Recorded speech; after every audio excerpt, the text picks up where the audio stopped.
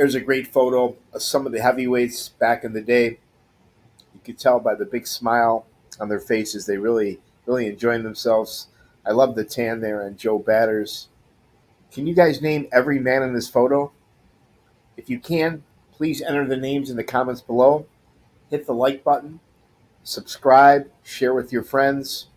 I appreciate all your comments and enjoy. We're going to talk about Aiuppa's driver.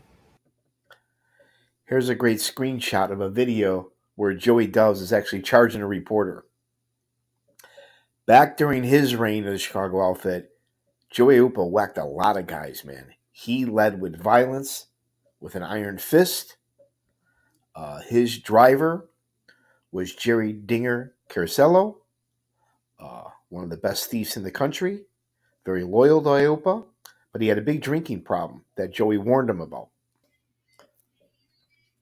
Now, the old boxing champion Johnny Lira, he was a character witness at the trial for Joey Lombardo. He told a funny story about Aiuppa.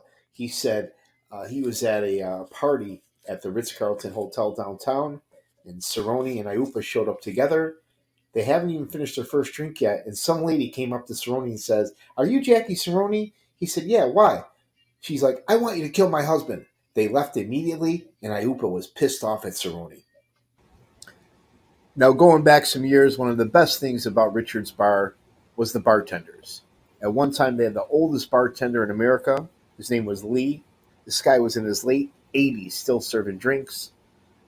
Another amazing bartender was a guy from Taylor Street called Charlie Charluch. He's an artist, Chicago outfit associate. And one night at the bar, he told us a story about this guy they called Ding Dong on Taylor Street.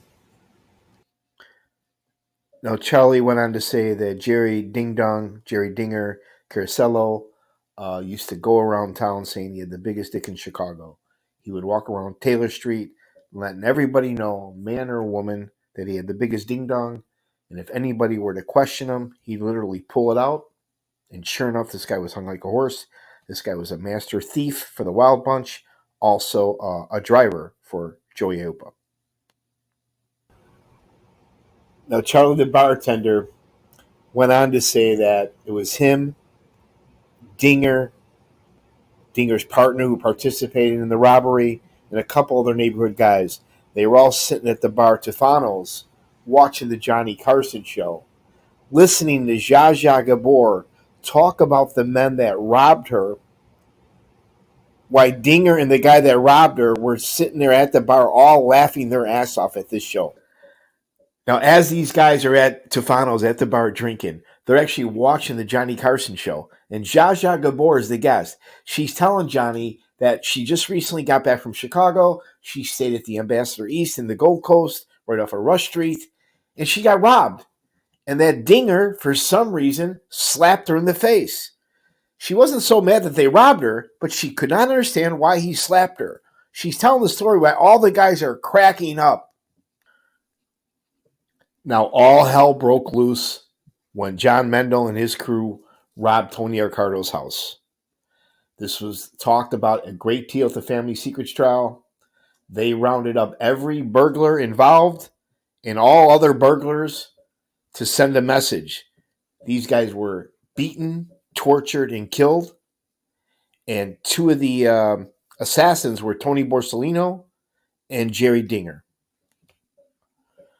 Now, the murder of Jerry Dinger, Carcello, remains unsolved today. This was discussed at the Family Secrets trial, but nobody was ever prosecuted for this murder. But they believe that he was killed. The main reason he participated in the torture and beatings of some of the burglars. And Aiuppa had a problem with his drinking, and he owed a lot of money. Now, Nick testified that he didn't participate, but he heard that Ding Dong was shot 7 times in the head, and that he was one of the men that participated in the torture and killing of some of the burglars that robbed Tony Accardo's house. They found him in this parking lot here on the concrete at a complex in Addison, Illinois.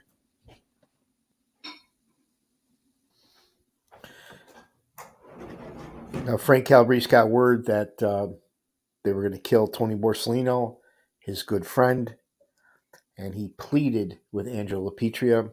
He did everything in his power to try to save Tony Borsellino. One of the men that was also involved in murdering and torturing some of the thieves in the Ricardo house. And Angelo Petria said, "Do you want to go in his place?" Meaning, do you want to get killed instead? Now, Nick was on the stand. He was talking about the day Tony Borsellino was killed. He was reminiscent about it with his brother, how a big storm came over the city that day, like a really bad cloudy storm, kind of an eerie feeling. And sure enough, Tony Borsellino was killed because he was one of the men that participated in killing of the Ricardo burglars, and he also upset some of the outfit bosses. Tony Borsellino was well liked and respected by most of the outfit guys and the other crews. Um, and unfortunately, this is where he ended up in a field out in Will County. They found him shot twice in the back of the head. This case still remains unsolved. Tony Borsellino was killed because he participated in the fallout murders of the burglars that robbed Tony Ricardo's house, and he also upset some of the bosses back in the day.